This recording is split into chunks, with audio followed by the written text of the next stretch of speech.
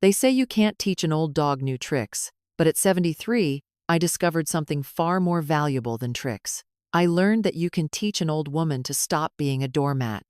It took my daughter calling me a burden to my face, in front of her teenage children, for me to finally understand that love without respect is just another word for exploitation. My name is Margaret Collins, and for the past 5 years since my husband Frank passed away, I've been living what I thought was a generous life. I opened my home on Maple Street to my daughter Sarah and her family when they fell behind on their mortgage. I cooked their meals, cleaned their messes, watched their children, and handed over my Social Security checks to help with household expenses.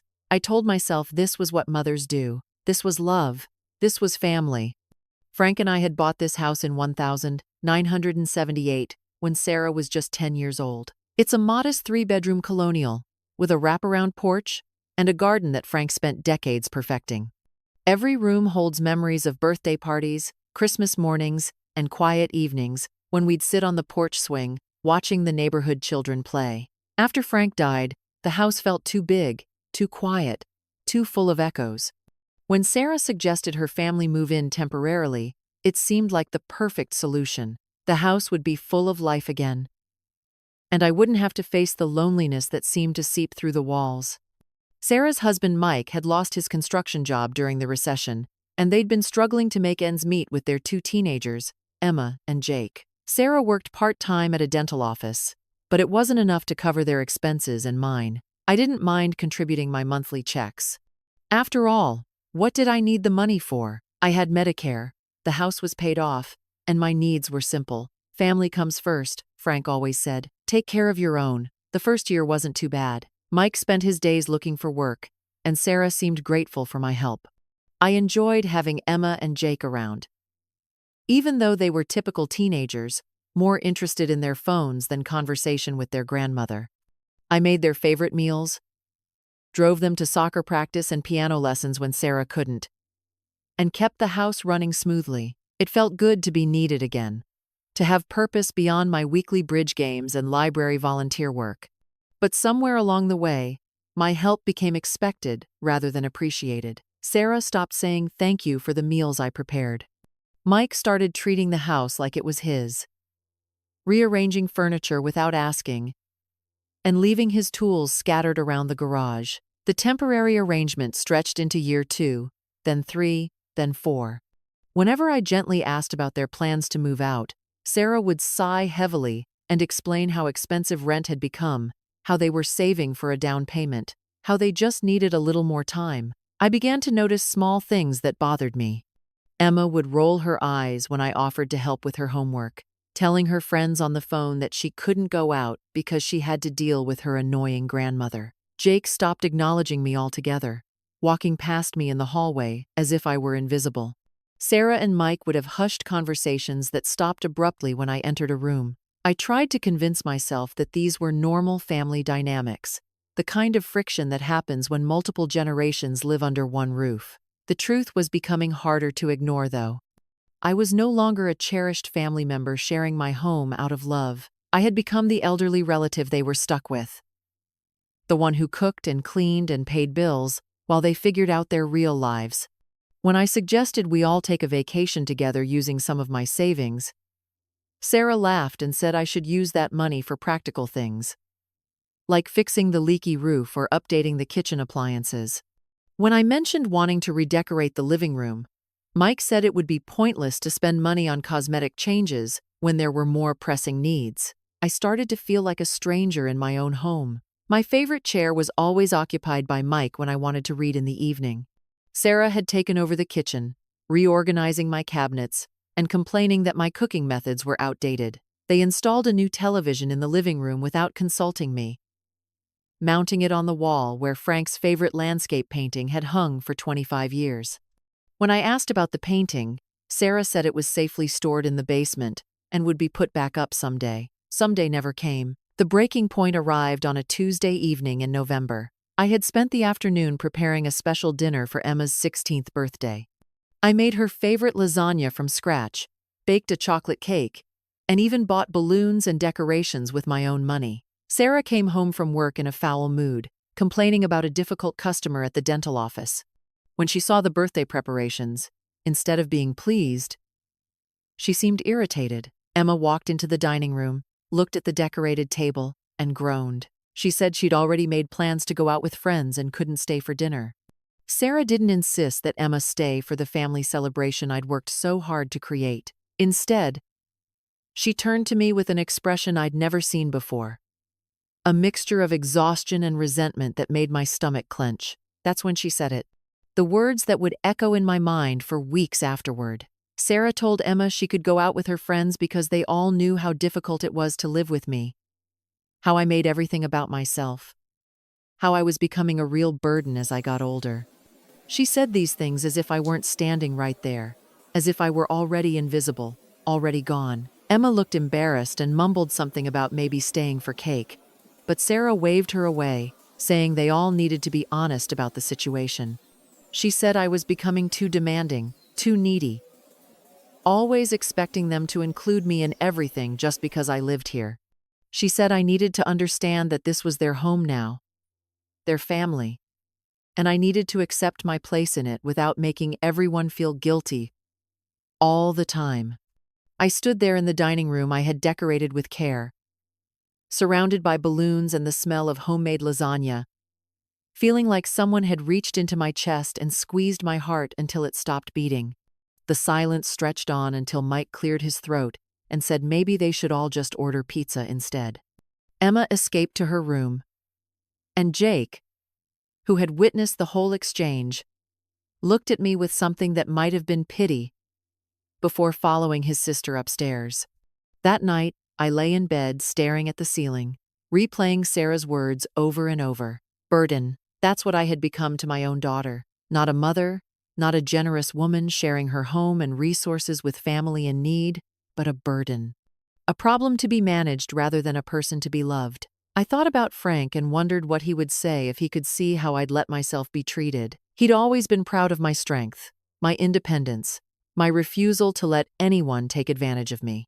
Somewhere along the way, I had lost all of that. The next morning, I made a decision that surprised even me. I called my lawyer, Ted Morrison, who had handled Frank's will and our estate planning for years. I told him I needed to discuss some changes to my living arrangements and financial situation. He suggested we meet that afternoon, and I agreed. Feeling a strange mixture of fear and determination I hadn't experienced in years. Ted's office was in the same building where he'd practiced for 30 years, filled with law books and family photos that spoke of stability and permanence. He listened carefully as I explained my situation, occasionally taking notes but mostly just letting me talk. When I finished, he leaned back in his leather chair and studied me with concern. Ted asked if I had considered family counseling or having a frank conversation with Sarah about boundaries and mutual respect. I told him I had tried subtle approaches for years, always hoping things would improve naturally. But I was tired of hoping, tired of making excuses for behavior that was eating away at my self-worth. I needed to make some changes that would protect me financially and emotionally. Even if they were difficult, we discussed various options over the next 2 hours. Ted explained the legal implications of each choice, making sure I understood the potential consequences of the decisions I was considering. By the time I left his office, I had a clear plan and the beginnings of a legal framework to support it. For the first time in years, I felt like I was taking control of my own life instead of simply reacting to the demands and expectations of others. The following week, I opened a new bank account at a different institution and had my Social Security and pension deposits redirected there. I kept enough money in the old account to cover my share of household expenses for 1 month, but no more. I also scheduled appointments with a financial advisor to discuss my long-term security and with a real estate agent to get a current appraisal of the house. Sarah noticed the changes immediately when she tried to use the debit card I'd given her for groceries, and it was declined. She came home that evening with an accusatory expression, demanding to know what was wrong with the bank account. I calmly explained that I had made some financial adjustments and would be handling my own money from now on. I gave her cash for the groceries she'd been unable to buy and said we needed to have a family meeting to discuss new arrangements. The family meeting took place the following Sunday in the living room, where Frank's painting had once hung. I had spent days preparing what I wanted to say, writing notes, and practicing in front of the bathroom mirror. Sarah, Mike, and the teenagers sat on the couch looking wary and defensive. I took my place in what had been Frank's chair, the one Mike usually occupied, and felt a small surge of strength from the symbolic gesture. I told them that I loved them all deeply, but that our current living arrangement wasn't working for anyone. I explained that I had spent 5 years trying to be helpful and supportive, but that I had gradually lost my sense of identity and self-respect in the process. I said that being called a burden had forced me to examine whether I was living as the strong, independent woman Frank had married, or as someone who had forgotten her own worth. Sarah immediately became defensive, claiming that she had never meant to hurt my feelings and that I was overreacting to one comment made during a stressful day. She said they were all grateful for everything I did for them, but that I had to understand how hard it was to be adults living in someone else's house, even if that someone was family. Mike nodded along, saying they appreciated my generosity, but that maybe we all needed to adjust our expectations. I let them finish their explanations, then continued with my prepared statement. I told them they had 6 months to find alternative housing arrangements. During that time, I would charge them reasonable rent that covered their share of utilities, property taxes, and maintenance costs. I would no longer provide free meals, childcare, or transportation services. I would no longer contribute my income to their expenses or family activities. The silence that followed was profound. Emma and Jake looked shocked, as if they had never considered that their grandmother might have feelings or needs of her own. Mike's face darkened with anger, and I could see him struggling to control his temper. Sarah looked hurt and confused, as if she genuinely couldn't understand why I would change the arrangement that had worked so well for them. Sarah finally spoke, her voice trembling with emotion. She said I was being cruel and selfish, that family was supposed to support each other through difficult times. She pointed out that they had never asked me to take care of them, that I had offered my help freely. She said that if I wanted to charge them rent and stop being part of their daily lives, then maybe it would be better for everyone if they just left immediately. I had expected this reaction, and Ted had warned me that my family might try to make me feel guilty for establishing boundaries. I took a deep breath and responded calmly that they were welcome to make whatever decision felt right for them, but that the new arrangements would begin the following month, regardless. I said that I hoped they would choose to stay and work toward a more balanced relationship, but that I understood if they preferred to find a place of their own. The next few weeks were tense and uncomfortable. Sarah barely spoke to me except when necessary, and Mike made a point of looking for apartments with obvious frustration, muttering about rent prices and security deposits. Emma and Jake seemed caught between loyalty to their parents and a growing awareness that their grandmother might have legitimate grievances. I continued my daily routines, but I stopped cooking large family meals and began preparing simple dinners for myself alone. During this period, I discovered something unexpected. The house felt peaceful in a way it hadn't for years. I could watch whatever I wanted on television without Mike changing the channel. I could use the kitchen without Sarah reorganizing my workspace. I could sit on the front porch in the evenings without feeling like I was intruding on family time. The loneliness I had feared was there, but it was different from the isolation I had felt surrounded by people who took me for granted. I also began to reconnect with friends I had neglected during the years when my family's needs seemed to consume all my time and energy. My bridge club welcomed me back with enthusiasm, and I discovered that several of the women had experienced similar challenges with their adult children. We talked honestly about the difficulty of maintaining relationships when generosity is met with entitlement, and I felt less alone with my struggles. Meanwhile, Sarah and Mike were discovering that finding affordable housing for a family of 4 was more challenging than they had expected. Their credit had been damaged by previous financial difficulties, and many landlords wanted deposits and references they couldn't provide. Sarah began to soften slightly, asking if we could discuss a compromise that would allow them to stay longer in exchange for more substantial rent payments. I told her I was willing to extend the timeline if they could commit to treating me with respect and recognizing that this was my home, not just their temporary housing solution. We had several difficult conversations about boundaries, expectations, and the difference between gratitude and entitlement. Sarah admitted that she had started taking my contributions for granted, and that she hadn't realized how dismissive the family had become of my feelings and needs. The real breakthrough came when Emma approached me privately one evening. She had been quiet during most of the family discussions, but I could see her observing everything with the sharp intelligence she'd inherited from Frank. She told me that she had been thinking about what it would feel like to be old and living with people who treated her like she was invisible. She said she was sorry for being so self-centered and asked if I would help her understand how to be a better granddaughter. That conversation led to more honest discussions with Jake, who admitted that he had been embarrassed by his parents' treatment of me but hadn't known how to intervene. Both teenagers began making an effort to include me in their lives in small but meaningful ways. Emma asked for my help with a history project about women in the workforce during World War II, curious about my experiences working in a factory while Frank was overseas. Jake started joining me for morning walks around the neighborhood, initially reluctant but gradually opening up about his concerns about his parents' relationship and his own future plans. 2 months into the 6-month timeline, Sarah and Mike announced that they had found a rental house across town that they could afford with their combined income and the money they would save by not paying rent to me.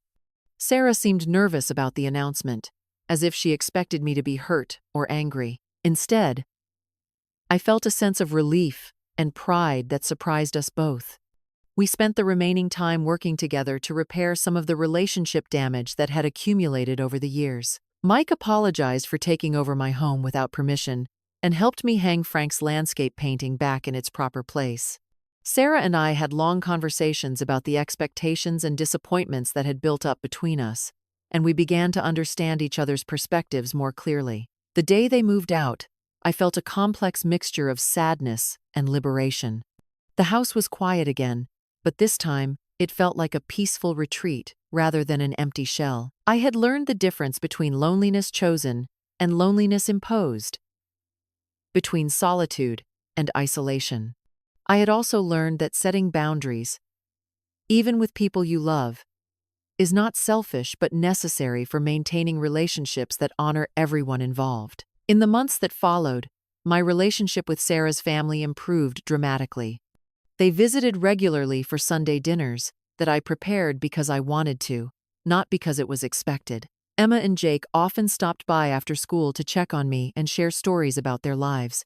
Sarah called frequently, sometimes just to chat about her day or ask for advice about parenting or household management. Most importantly, they began including me in their plans as a valued family member, rather than assuming I would always be available to serve their needs. When they planned their summer vacation, they invited me to join them and offered to pay my expenses as a way of thanking me for my years of support. When Emma graduated from high school, Sarah asked me to give a speech at the family celebration, acknowledging my role in helping to raise her children. I realized that my decision to establish boundaries had ultimately strengthened our family bonds rather than weakening them. By insisting on mutual respect and reciprocal consideration, I had taught my daughter and grandchildren that love and obligation are not the same thing. I had also shown them that elderly family members deserve dignity and autonomy, lessons that would serve them well as they aged and faced their own challenges with independence and family relationships. The house on Maple Street became truly mine again, filled with chosen activities and welcomed guests rather than imposed obligations and taken-for-granted services. I redecorated the living room with colors I loved, planted new flowers in Frank's garden, and created a reading nook where I could spend peaceful afternoons with my books and memories. Looking back, I understand that my years of overgiving had not been kindness, but a form of self-protection. By making myself indispensable, I had tried to guarantee that I would never be abandoned or rejected. Instead, I had taught my family to see me as a resource rather than a person, creating the very rejection I had feared. Learning to value myself appropriately had been painful but necessary, and it had ultimately given my loved ones the opportunity to love me genuinely, rather than simply use me conveniently. At 73, I discovered that it's never too late to remember who you are beneath all the roles you've played for other people. It's never too late to stop being a doormat and start being a woman worthy of respect. And it's never too late to teach the people who love you how to love you better. Even if the lessons are difficult and the changes are long overdue. The old dog learned new tricks after all. And the most important trick was learning when to say no with love, when to give from strength rather than weakness, and when to insist that family relationships be built on mutual respect rather than one-sided sacrifice. These lessons have made my remaining years richer and more authentic than I ever imagined possible. And they have given my family a model of healthy aging that honors both independence and interdependence. Today, when young women ask me for advice about dealing with difficult family members, I tell them what I wish someone had told me years ago. Love without boundaries is not love at all, but a recipe for resentment and disappointment. True love requires honest communication, mutual respect, and the courage to risk temporary conflict in service of long-term relationship health. And sometimes, the most loving thing you can do is refuse to enable behavior that diminishes everyone involved. The house on Maple Street stands as a testament to the power of reclaiming your own life. No matter how late in the game you realize you've been playing by someone else's rules, it reminds me daily that respect is not something you earn through service, but something you claim through self-worth. And it whispers to me in the quiet evening hours that Frank would be proud of the woman I remembered how to be. The woman I never should have stopped being. The woman I will remain for all the days I have left.